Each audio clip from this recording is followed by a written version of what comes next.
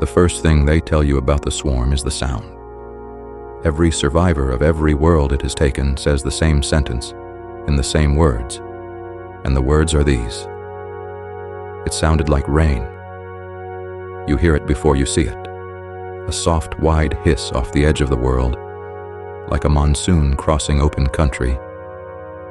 And men who have lived their whole lives under a hive's rockcrete sky will stop in the street and look up, because some animal part of them knows weather when it hears it.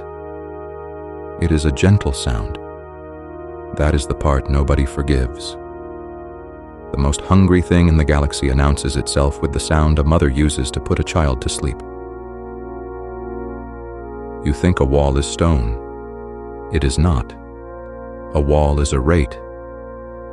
It is the number of attackers it can kill in a minute set against the number that arrives in a minute. And the stone is only there to hold the guns still while they do the sum.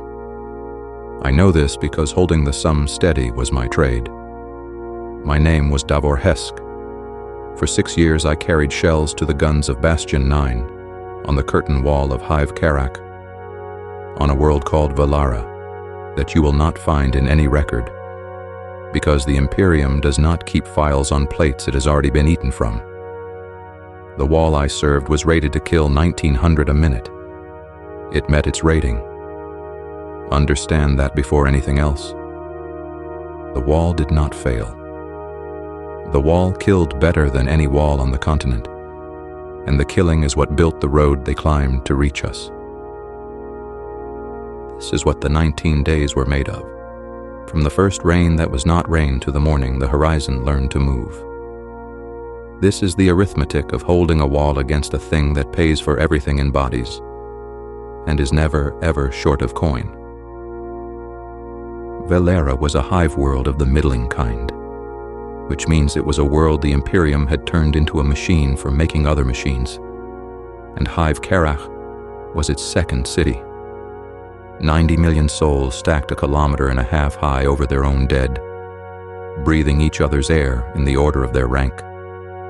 I was born on Spur 9, a market shelf on the hive's eastern skirt, low enough that the rain still reached us. That mattered on Valara. The upper stacks lived under rockcrete sky and bought their weather from recyc vents, but the skirt stood in the open, and in the wet season the monsoon came off the salt flats and fell on Spur 9 for 40 days together. My mother kept a tea stall under a canvas awning, 4 tables and a boiler, and I slept as a boy on the shelf behind the boiler. And the sound I slept to was the rain on that awning. I want to set this down carefully because it is the one possession I had that the war took from me on purpose, not the stall, the sound. The rain on the awning was the sound of everything being ordinary. My mother counting the till, the boiler ticking, the world wet and busy and indifferent and safe. Every man has one sound like that, laid down before he could talk. The sound that means you can sleep now. Mine was rain. Hold on to that. The swarm will want it in a moment. The wall came later.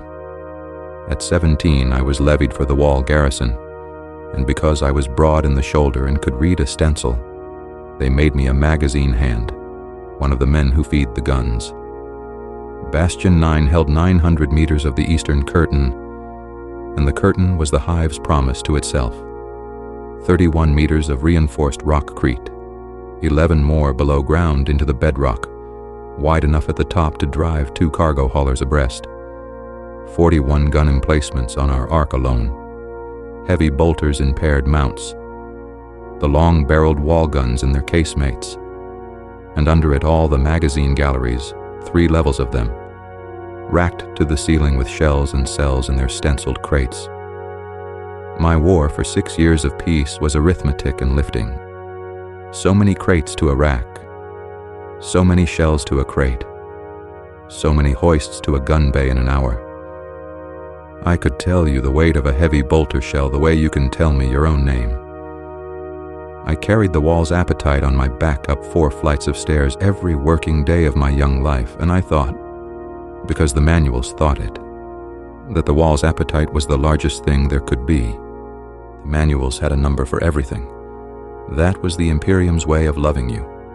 It counted you. Rounds per gun per minute. Liters of promethium per meter of fire ditch per hour. Days of siege stock in the deep galleries. 240, the manual said, at full expenditure. I believed the number. The number was the wall's other wall, and I slept inside it the way I had slept behind the boiler, and the two sleeps felt the same. And that was the mistake, and it was not mine alone. It was printed. The stars went out on a night in early autumn, and they went out in order from the east like lamps being paid for and found wanting. The Wall Watch saw it first, because the Wall Watch is paid to look at the horizon, and I heard it from a gunner at shift end in words I did not then understand. The belt is gone. The Valoran belt, he meant. The band of 9 bright stars every child on the skirts is taught to find. Gone. There was a shape across them, and the shape was not cloud, because the auspex read it as matter, and it was not a fleet, because it did not answer, and it was very large, and it was decelerating. The Navy fought something out there in the following week. We know because of what fell. Burning things that came down through the atmosphere for 3 nights, some of them metal, and some of them, the recovery team said, meat. Then the spores came. That is the word the bulletins used when the bulletins finally came, stamped with the Munitorum's plain sanity.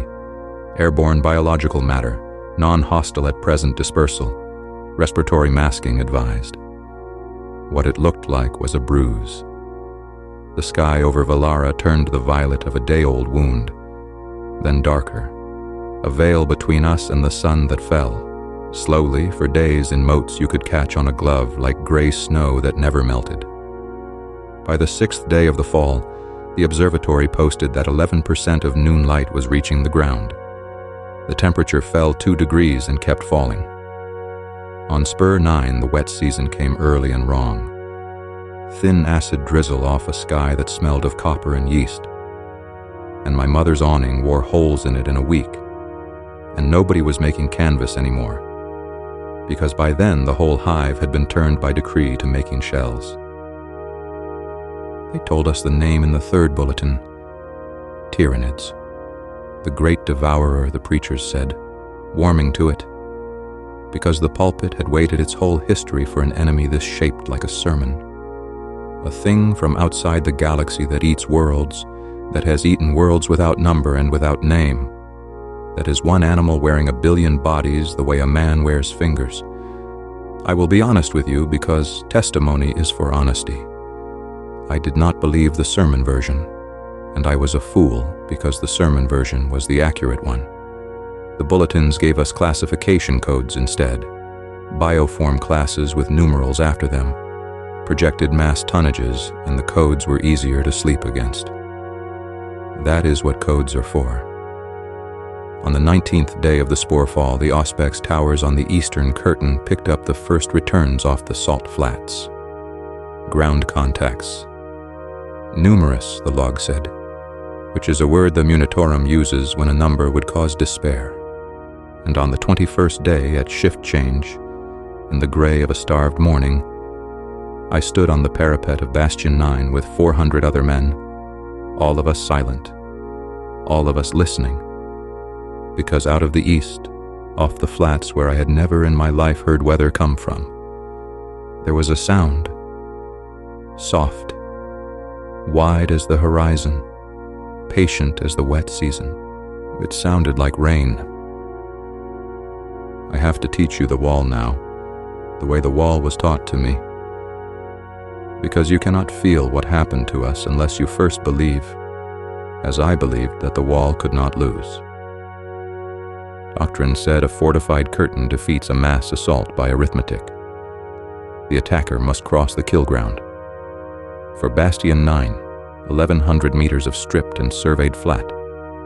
Every fold of it ranged to the meter, sewn with mines and belts, whose spacing I had helped to lay. He must cross the fire ditch. A trench 4 meters wide running the length of the curtain, flooded with promethium jelly, 11,000 liters a night to keep 200 meters burning at combat heat. And he must do all of this while the wall kills him at its rated throughput, which for our arc, all 41 emplacements firing at doctrine cadence, was 1,900 kills a minute. The manuals ran the sum in cold print. An attacking force of 100,000, crossing at infantry pace, arrives at the base of the wall with under 40% effective strength, whereupon it has a 31-meter vertical problem and no answer to it. Conclusion, printed. I read it 100 times. A curtain wall of standard template pattern, adequately garrisoned and supplied, does not fall to escalade. It falls only to treachery, to starvation, or to artillery of a class the enemy does not possess. The manuals were correct. I need you to sit with that. Every number in them was correct, and every number held. And we died anyway because the manuals were a description of war against things that count the way we count. There was one assumption under all that print, one assumption so deep no one had ever needed to write it down. And the assumption was this: that the attacker values his own dead at something above 0, that casualties are a cost, that a force which loses 6 in 10 crossing the ground has been defeated because someone on the other side is adding. Body on the other side was adding. That is not quite true. Something on the other side was adding, patiently, at a level of the problem we had not seen, and what it was adding was not losses. It was measurements. But I am ahead of myself. On the 21st day I knew none of this. On the 21st day I stood in the deep gallery among 240 days of siege stock, tier on tier of stenciled crates in the lamplight. The greatest weight of ammunition I had ever seen assembled in one place. And I put my hand flat against the cold rockcrete the way you would touch the flank of a big animal. And I felt what every man on the eastern curtain felt that morning. Safe. I stood inside the number and felt safe. The sound off the flats was louder by then, wide and soft and constant. And the men had already started saying the sentence to each other, half a joke, the way men handle a thing too large to hold. Rain coming, they said. Sounds like rain. They came at the wall for the first time on the 23rd day in the hour before dawn, and I will tell you what a swarm assault is, because you have heard the word swarm and the word is too small. The Auspex gave us the count as they entered the kill ground. 60,000 contacts across our 900 meters. Then it stopped giving counts and logged instead a single line I read later in the Bastion record and have never got out from under. Contact density exceeds resolution. The instrument that had been built to number things declined.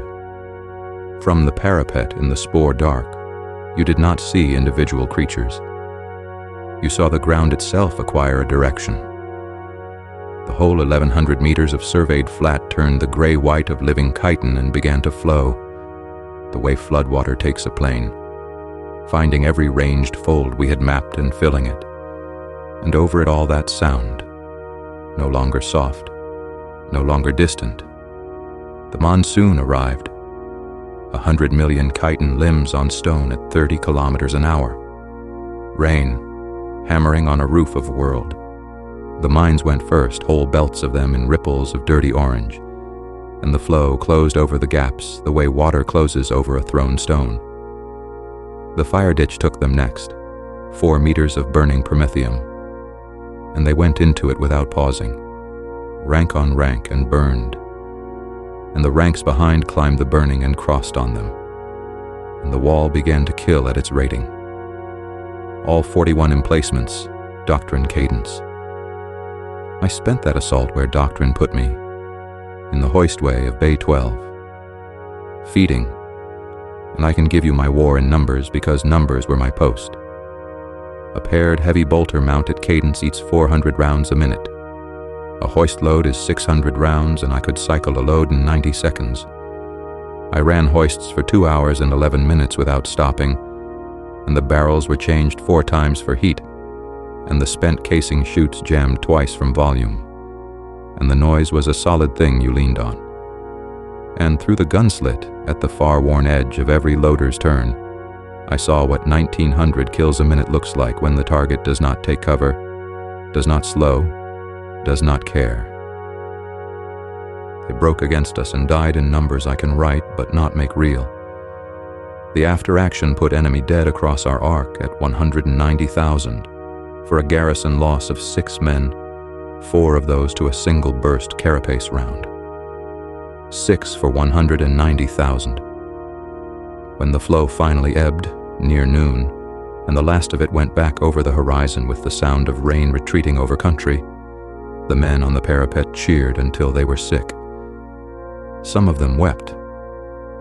An old gunner beside me said, into the ringing quiet, that no force in the galaxy takes losses like that twice, and everything in his life was in the sentence, and everything in his life was wrong. Because from the parapet, in the noon spore gloom, we looked down at the foot of the wall, at what the morning's arithmetic had physically made. The enemy dead lay against the base of the curtain in a pale, unbroken drift, 900 meters long. The engineers went down at dusk with lines and measured, because measuring is what the Imperium does instead of praying, 1.5 meters deep. The wall was 31 meters high. Nobody on the 23rd day did the division. By the 26th, everybody had. The second assault came 39 hours after the first, and it was not the same assault repeated. And the difference is the whole story, but the difference I want you to hold first is the simplest one. They came again. 190,000 dead had bought the thing on the other side of the horizon exactly nothing that it recognized as loss. It had spent them the way I spent shells. Less. I counted shells. After the second assault, the drift at the foot of the wall measured 4 meters. After the third, 7.5. The engineers went down each dawn with their lines, and each dawn the figure came back up the command net. And the figure began to be the only figure anyone on Bastion 9 spoke of. Understand what was happening in the minds of 400 men in the same week. Every one of us underwent the same conversion. The moment the drift stopped being aftermath and became architecture. The swarm was not failing against our wall and leaving its dead. The swarm was building. It was raising a counter wall against our wall, a ramp 900 meters wide, out of the only material it has ever needed, which is itself, and our guns were the mechanism of construction. Every kill was a brick. The wall's rating, the 1900 a minute I had fed with my own back and believed in like weather, that was the delivery rate of the enemy's siege works. We were not defending the wall. We were building the road to the top of it. And the enemy's whole tactic, the entire genius of the oldest and hungriest thing in the galaxy, was to let us. Command did what command does. It fought the arithmetic with expenditure. They rigged the drift with demolition charges and blew it, and the swarm replaced the tonnage in one assault. They played the wall guns down the slope at Point Depression to break it up, and learned that a slope of bodies does not break up. It settles, tighter. They put 11,000 liters of promethium a night onto the face of it and burned it. And here I will set down the worst single thing I saw in the whole of the siege. Worse than the crest. Worse than the end. The pile put the fire out. Not water, not weather. The next assault came early while the drift still burned, and the front ranks poured themselves onto the flames until the flames had nothing left to breathe, and the ranks behind crossed on the smothering.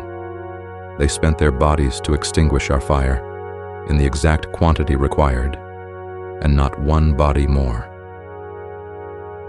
That was the night the men stopped calling it the enemy, the way you would call an army the enemy, and started calling it what the preachers had called it from the first bulletin, the Devourer. Singular.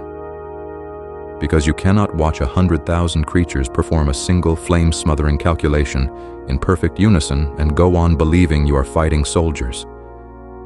We were not fighting soldiers. We were standing in a channel, arguing with a tide. And the tide had noticed us, and the tide could count. On the 9th night of the siege, real rain came, the last monsoon of Velara's life. And I want to tell you about it, because it is the night I understood what the swarm had taken from me personally, over and above the world. There had been no assault for a day and a half. The horizon was quiet, that thick spore gloom quiet with the texture of held breath. And I was off shift, flat on my rack in the gallery barracks 11 meters under the gun deck, in the dark, in the first honest sleep of the week. And the sound began, soft, wide, patient, water on stone, a hiss off the edge of everything, and I came up off that rack with my heart going like a hoist motor and my boots half laced before the waking part of me caught the sleeping part and said, "It is weather. It is only weather." I went up to the parapet anyway. So had 200 other men. That is the picture I keep from the 9th night. A full watch strength of the Imperial Guard standing to on the fire step in a downpour. Bareheaded, some of them, rifles in their hands, staring out at empty ranging ground, every man of them dragged out of sleep by the sound of rain and unable, in the animal root of himself, where the sound used to mean safety, to believe it meant anything now but the flats turned white and flowing. He stood there getting wet, and nobody laughed, and nobody spoke, and after a while, one at a time, we went back down. I lay on my rack with the real rain drumming into the deck above me, the sound that had put me to sleep for 30 years, my mother's awning, the boiler ticking, the till counting itself toward morning, and I could not close my eyes inside it. The sound had been reassigned. Somewhere out past the fire ditch, the Devourer had reached into the skirts of my childhood, without knowing I existed, and taken the one sound that meant you can sleep now, and made it mean stand to. It has no malice, the Magos biologist told us later, at the last briefing, when there was almost nothing left to brief. It does not hate. It is an appetite with a method. I believe him, and I set it down here anyway as testimony, the one charge I can personally bring against a thing the size of a galaxy's hunger. It stole the rain. It stole the rain from every man on that wall, from every wall it has ever climbed, from every world where anyone is left to flinch at weather. A human enemy would have used the quiet nights to talk to us. Loud hailers, leaflets, the gentle, reasonable voice of surrender, the way besiegers have talked to walls since walls began, because a man who wants your position would always rather be given it than pay for it. The flats stayed silent. No terms, no voice. There was nothing across the wire to talk to and nothing behind the coming eyes to hear, and men who had cursed the enemy's propaganda on other fronts found out what its absence weighs. The swarm asked us for nothing. It has never asked anyone for anything. What use are words to a thing that has already decided what you are? To the Devourer, we were not a garrison to be broken or persuaded. We were the last stubborn film of protein on a plate it was still licking. Said the second assault was not the first repeated. It is time to be exact about that, because the adaptations are where you finally see the thing you are actually fighting, the way you see a hidden current by what it does to swimmers. The first assault came across the kill ground in flood evenly, and our overlapping bolter arcs reaped it evenly. The second assault arrived pre-sorted. The leading ranks were a heavier breed, plated, low-built, and they advanced precisely in the seams where our fields of fire overlapped thickest, soaking the weight of the wall's cadence in armor, while the fast, lean, gaunt breeds ran the thinner seams. The Munitorum's own after-action, in the driest sentence ever typed by a doomed administration, recorded, "Enemy force composition displays correlation with defensive fire distribution. Correlation." The swarm had bought with 190,000 dead a map of our guns, and it had paid the map forward into flesh. And the flesh arrived 39 hours later, already shaped like the answer. Nothing we did was ever unanswered twice. By the fourth assault, they came under the gun's depression stops, tight against the base drift where the casemate barrels could not reach. By the fifth, they had found the storm culvert. Want to give the culvert its own weight, because of what it did to the men's minds. 60 centimeters of drainage pipe, 11 meters below grade, graded in plasteel and welded shut against exactly this. Marked on the Bastion survey as sealed, and it was sealed, and the seal held. What the seal could not do was stop what came through the water itself. Burrower forms no thicker than a man's arm, blind, patient, that cut the great seam by seam over 2 quiet nights, while the auspex read the vibration as settling rubble. They came up inside Bastion 8's lower gallery at shift change. What happened down there took 11 minutes, and I will leave it at the number, out of respect for the men the number stands for. Bastion 8 sealed its deep levels with the crews inside and fought on over their Vox for an hour and 9 minutes. Then Bastion 8 stopped. Here is what that did to the rest of us, and I ask you to feel it rather than judge it. The wall had been our body.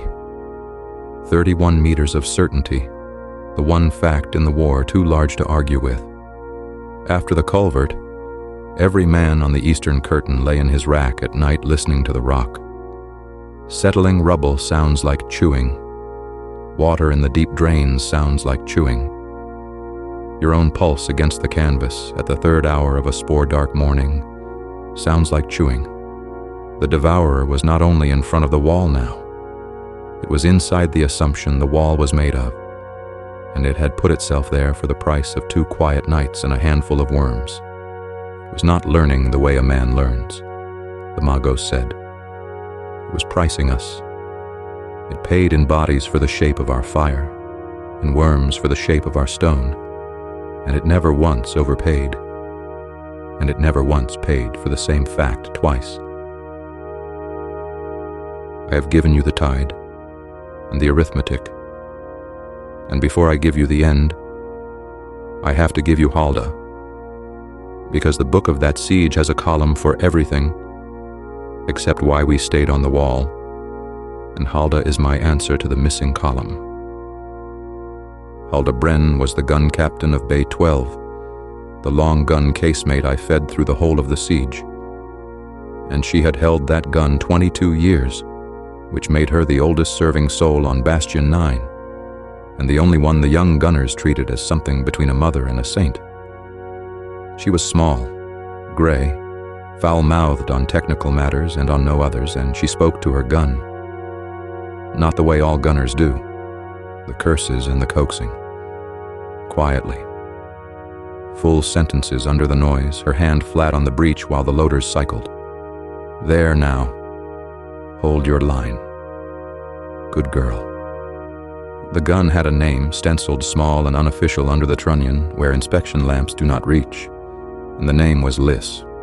I asked her about it exactly once in peacetime, on a night shift with the crates all racked and nothing to do but talk. She told me plainly, the way you hand a man a heavy thing so he holds it with both hands. Liss had been her daughter. A Hab fever year on the low terraces long before my time, the kind of year the administratum logs as excess seasonal mortality. 4,000 names, one winter, and one of the 4,000 was a girl of 6 who had liked the big gun her mother served. And her mother had gone on serving it, and had painted the girl's name under the trunnion the following spring, and had set it every firing day since. 22 years of it. Mourning Liss. There now, Liss, because... And this is the sentence I carried out of that night shift, and out of the siege and out of the world. because a name you stop saying dies twice. Through the worst of the assaults, Bay 12 was the steadiest post on the eastern curtain, and every man knew why. Fear is loud, and Halda was quiet, and quiet outranks loud at 3 a.m. When the ramp passed 20 meters and the young loader's hands began to fail on the simplest drills, she never once spoke of the ramp. She laid her palm on the breech between salvos and said her sentences, and the bay steadied itself on her the way I had once steadied myself on the sound of rain. A small human voice saying an ordinary thing over and over, meaning you can sleep now, meaning hold your line, meaning the same thing all such sounds have ever meant, which is, I am here and so are you. The Devourer has no answer to that. I believe it could eat the galaxy and never once understand why a woman says a dead girl's name to 40 tons of gun. I set that down as the one poverty I ever found in it. It prices everything, and it could not price Liss. The shell trains stopped on the 13th day, and I knew before command knew, because supply is the one place where the future arrives first. The manufactorum quarter that fed the eastern curtain lay under the southern stacks, and the southern gates were by then their own siege. And on the 13th day, the underground hall line that had run to my deep gallery every 6 hours, war and peace alike, for the whole of my service, went quiet. No bulletin announced it. A magazine hand does not need a bulletin. I stood on the empty platform at the 6th hour and the 7th, and the rails did not sing. And I went up the 4 flights to the gun deck and looked at the wall differently, because it was a different wall. A wall with supply is a rate. A wall without supply is a stock. A rate can hold a line. A stock can only spend it. I became a miser the same hour. Every magazine hand on the curtain did. We had been taught to count crates. We began to count rounds. The figures I had loved all my working life turned on me one by one, and I will give them to you the way they came. 240 days of siege stock, said the manuals, at doctrine cadence, against doctrine assaults. Against the tide's cadence we had spent at 4 times doctrine from the first morning. Divide, and the 240 days were 58, and 19 of the 58 were already behind us. Then subtract what Bastion 8 took down with it when its deep levels sealed. Then subtract spoilage, and the burst hoist on 14. And the emergency draw the southern gates were granted on day 15. 11 trucks of our shells driven away down the wall-top road with an escort of military police, because the southern gates were dying faster than we were, and the Imperium triages even its own arithmetic. I stood my post and signed the dockets and watched my wall's remaining life drive south at 40 kilometers an hour. By the 16th day I could put a date on it. That is the peculiar horror of the supply trade. The gunners lived assault to assault, but a man who keeps the stock ledger holds the whole shape of the siege in a single division, and the shape was this. At current expenditure, the guns of Bastion 9 would fall silent for want of ammunition on the 22nd day. Not the 25th, not some soft cloud of a date. The 22nd in the morning, and I carried that morning around in my chest for 3 days like a stone I could not put down, and told nobody but Halda. She took it the way she took everything, with her hand flat on the breech. Then she said, "The lifters went on the 14th. You knew that. I knew it. The last evacuation lifters had gone up from the Hive Crown 2 days earlier, under a sky you could no longer safely fly, and the manifests we heard had taken 1 soul in 400, weighted by grade and trade and gene worth. The Imperium counting to the very last the way it had always counted. Neither of us had been the kind of number that gets a seat. Halda watched me hold that, and then she said the other thing, the last of her sentences I have to give you. Nobody holds a wall to be saved, Davor. You hold a wall so that somewhere behind you somebody else is. The lifters were the somebody. They got out because the curtain held the east for 14 days, and no other reason. It was the only sum of the whole siege that ever came out in our favor, and it is the one I say at night instead of praying. 1 in 400. Because of us. 1 in 400.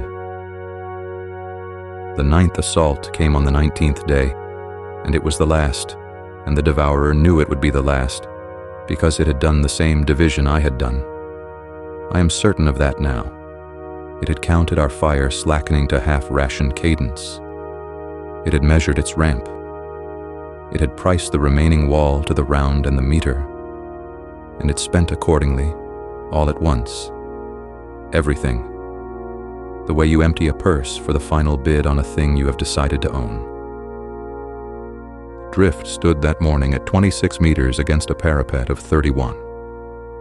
5 meters of freeboard, less than the leap of the lean breeds, and the engineers had stopped going down with their lines 2 days before, because there are figures it does no good to refine. The Auspex towers, in their last hour, put the count entering the kill ground at better than 1 million. I will not pretend the number means anything. Past a certain magnitude, the mind refuses the arithmetic and reports only weather. And what came over the horizon at dawn on the 19th day was weather. The whole world's edge white and moving. The flats erased. The dead ground erased. The burnt-out ditch crossed as though it had never been dug. And the sound at a pressure I had no remaining category for.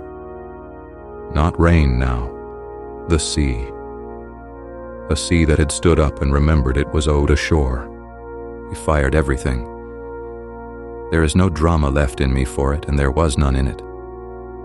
The wall did what the wall was built to do. At the cadence the remaining stock allowed, and I ran hoists on legs I no longer felt. And the guns of Bastion 9 performed to rating until, bay by bay, in the exact order of my ledger, they starved. I heard 14 go silent, then 9, then the paired mounts either side of us, each silence a hole torn in the rate, and through every hole the tide pressed the arithmetic of its ramp.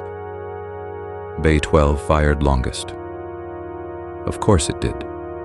Halda had hoarded against doctrine for a week, and she laid that long gun down the slope at point depression and broke the crest of the climbing column 11 times by my count. Her hand on the breech between salvos, her voice under the roar, saying the name. A shard of burst carapace round took her at the 11th salvo. I was in the hoistway with the second-to-last shell in my arms. I set it down here plainly because plainness is all the honor left to give. She died quickly, at her gun, with her hand where it had been for 22 years, and the last thing she said was not a cry, and was not an order. It was the name. She said, "There now, Liss."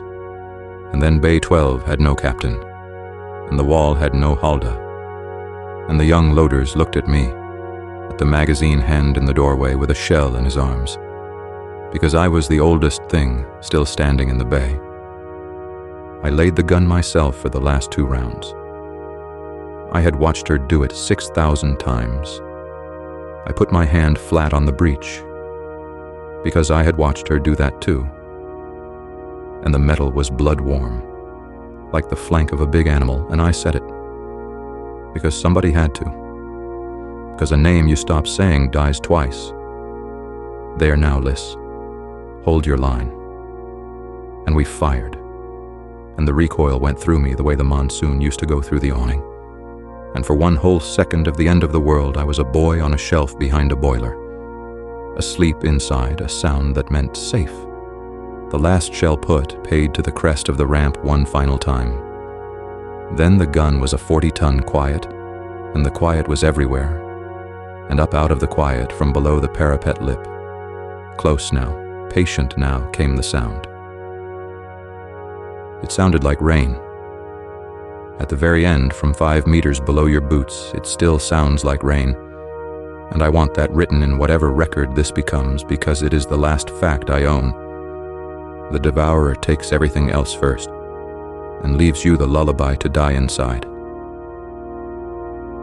I am speaking now from the signals alcove of Bay 12, onto a Vox log whose casing is rated, the stencil beside my head informs me, to survive orbital re-entry. The Munitorum built the black box to outlive the wall. Of course it did. Somewhere in its doctrine is a paragraph explaining that testimony is a recoverable asset. For once I am glad of the arithmetic. It means that this, at least, may be carried out of Velara, in the one crate the Devourer cannot open.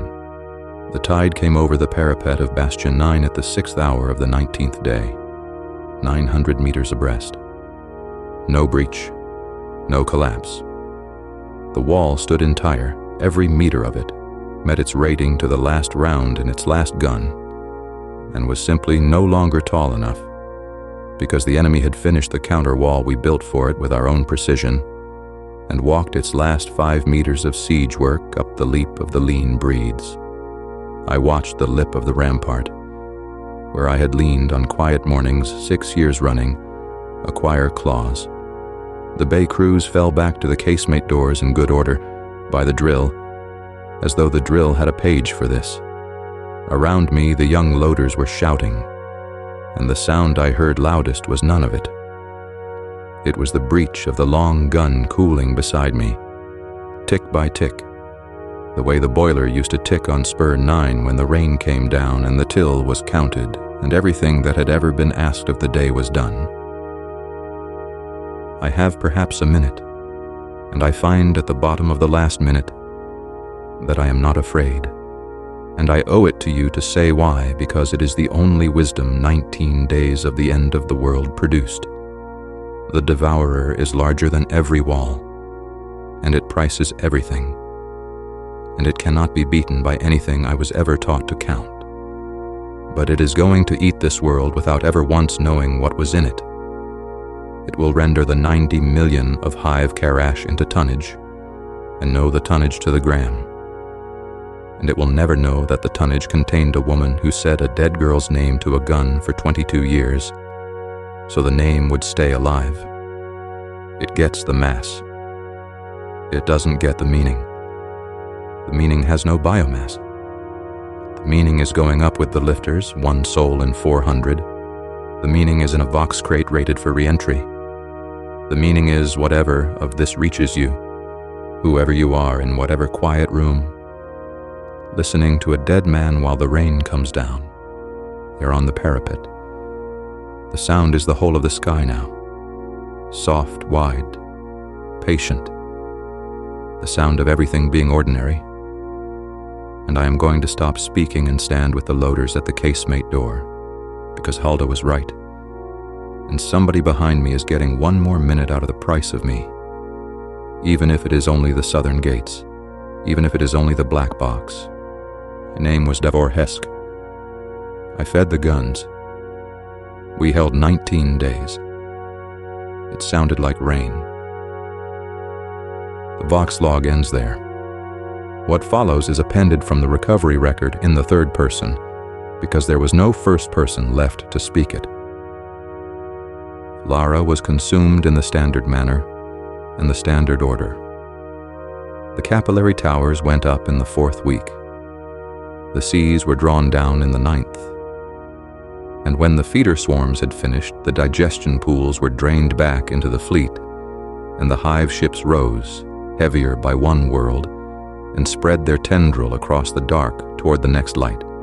What remained beneath them was bedrock, planed and gray, without a bacterium left upon it in the surveys of the single reclamation probe the Imperium ever sent. The probe's log records 1 structure still standing on the eastern approaches of a scoured plain where a hive of 90 million had been. A curtain wall, 31 meters, 900 meters of frontage on its central bastion, entire and unbreached. Rockcrete has no biomass.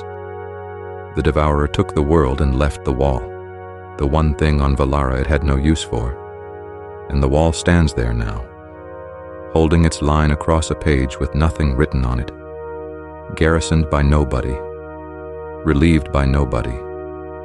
The last ledger entry of a deleted account. The probe's auspex also recovered. From Signal's alcove in the 12th casemate, 1 Vox log, rated for re-entry, its record intact. You have heard it. The Administratum filed the log under excess strategic mortality, Valara Miske, and the file was not read again for a very long time, and the man in it was correct on every particular but one. He said the Devourer would never know what was in the world it ate, neither would the Imperium. The 2 great appetites of the galaxy agreed, in the end on the accounting of Davor Hesk. 1 entry, illegible in a column nobody sums. The Hive fleets are still moving. That is the last thing the record requires. They do not celebrate and they do not rest, and they do not remember Valara, because appetite has no anniversaries. Somewhere out along the eastern dark, tonight, there is another world under another veil, and on its skirts there is a market shelf where the wet season is coming early and wrong, and a boy asleep behind a boiler under the drum of water on canvas, held safe inside the oldest sound there is. And out past the edge of his world, soft, wide, patient, the sound is answering. It sounds like rain.